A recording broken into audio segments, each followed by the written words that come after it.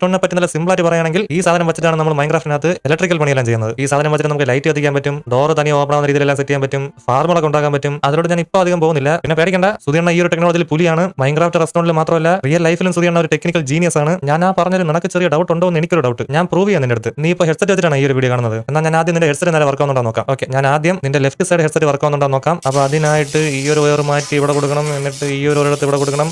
Check check check 1 2 3 left side hello hello hello എന്റെ പേര് Sudhi. Okay, കുഴപ്പമൊന്നുമില്ല. നിന്റെ ഹെഡ്സെറ്റിന്റെ ലെഫ്റ്റ് സൈഡ് വർക്ക് ആവുന്നുണ്ട്. ഇനി നമുക്ക് റൈറ്റ് സൈഡ് നോക്കാം. അതിനായിട്ട് ഈ ഒരു വയർ ഊരി ഇവിടെ കൊടുക്കണം, എന്നിട്ട് ഈ വയർ ഊരി ഇവിടെ കൊടുക്കണം. ചെക്ക് ചെക്ക് ചെക്ക് 1 2 3 എന്റെ പേര് സുധി.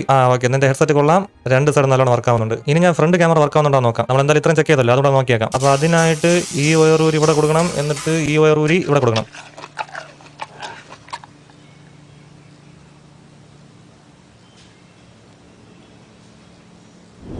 ഫ്രണ്ട് ക്യാമറ വർക്ക് ആവുന്നുണ്ട്. നിന്നെ ഞാൻ കണ്ടു. ഇപ്പൊ മനസ്സിലായ ഞാനൊരു ടെക്നിക്കൽ ദൈവം.